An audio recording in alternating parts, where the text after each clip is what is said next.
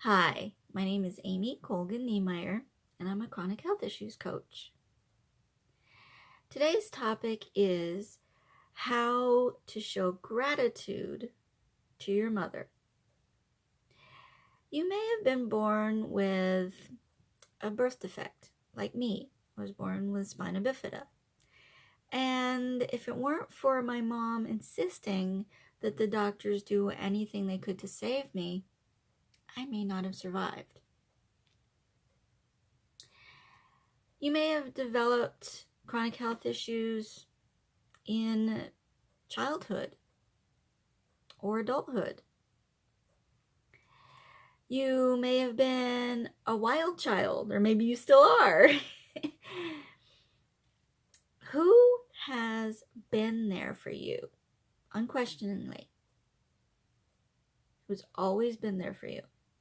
Your mom? Has she?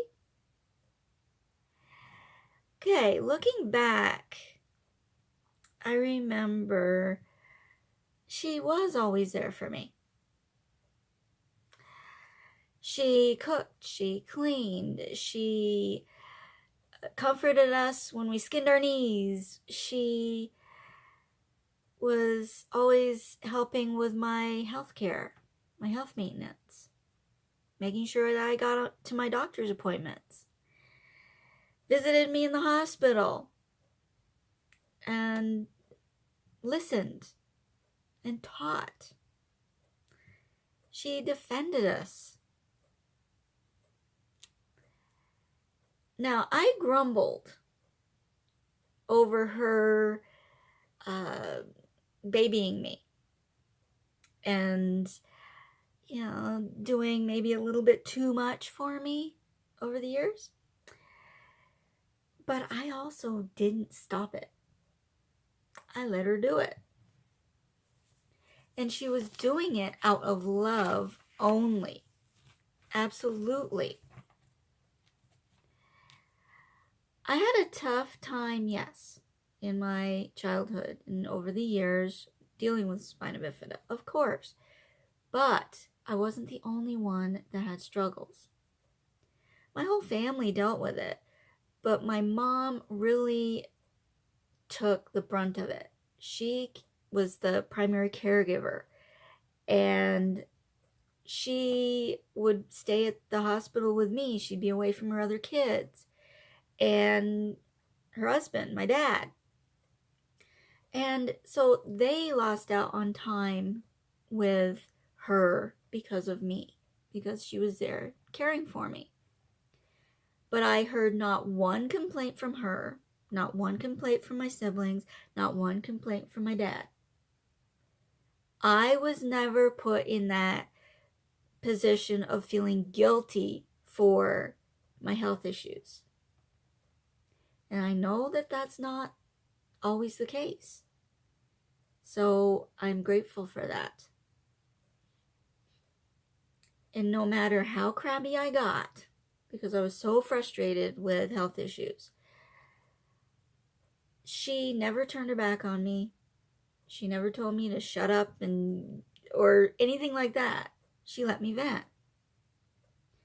She never, also like I said, she never played the money guilt game. It takes a lot of money for health maintenance. And I never heard anything about financial worries or given guilt trips. I was never given guilt trips. And also, money just was never really even talked about in my family. You paid the bills, you did what you did what you needed to find the money for things, and you did it. It wasn't something that you talked about. It wasn't something that you moaned and groaned about. You just did it. So, how do you show your gratitude to your mom? Okay, here's some ideas. Give your mom a gratitude journal with the first page filled with all the things that you're grateful to her for.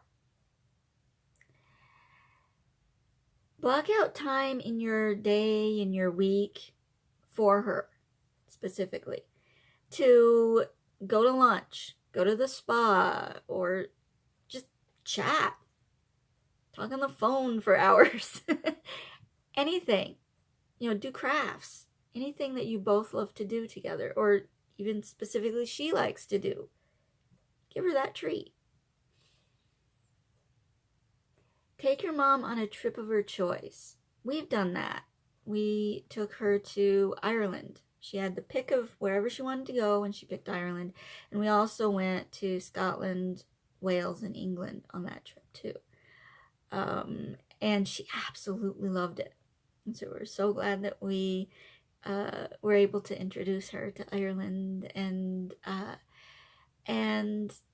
give her such a good time. That was right after my dad passed away. So we wanted to give her something that could maybe help her, because he was Irish. I have Irish ancestry on his side. So it was kind of a tribute to him, a nod to him, in honor of him, but also something that helped her. And pay attention to how she expresses love for you and do it in return to her. Say she loves to cook. She cooks you a special meal. Cook her one. And talk on the phone. Call her just for no other reason other than, hey, how are you doing? Make a gift for her that's really personal, that really speaks to her, and a memory that maybe both of you share. Make a collage of memories of your time with her for her next birthday. Be there for her when she's sick and hurt, just like she's been there for you. Send her a surprise if she likes surprises. Some people don't like to be surprised. They freak out. If she loves surprises and it doesn't happen very often, surprise her.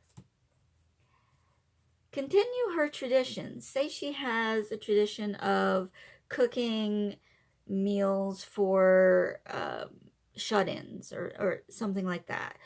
Or she hosts Thanksgiving dinner for the family every year, and she can't do it anymore, maybe. Take it over. Show her that you really love that about her. Love those traditions and appreciate them. Help her reach a goal. Say she wants to lose weight or go back to school, or she may want to write her memoirs. Anything like that. Anything that she has been wanting to do for a long time. Support her in it any way you can. Encourage her. And maybe take part in it. Maybe do it with her. Ask opinions and ask about her life. And really take an interest in her and what she's doing and what she enjoys and what she has to say. And give her a hug. Hugs are huge. You don't have to say a word, but a hug, it speaks volumes. Bring her on a trip down memory lane in her own backyard, in her old stomping ground. And listen to what she has to say about it. Listen to those memories. And ask her questions about it. And ask how you can help her. She's helped you in so many different ways. Ask how you can help her. And say thank you. Really appreciate what she does. And tell her so. So hopefully this gives you some ideas on how to show gratitude to your mom. And if you weren't able to say some of the things that you wanted to say to her over the years and now she's passed, like my mom recently passed away, talk to her. You can still talk to her. She's still a part of you, and I think she'll hear you. Tell her now. Hope you have a wonderful weekend, and I will catch you again next week for another YouTube video. And if you would like to contact me, my email is amy@acnlifecoach.com, or you can comment below. Take care.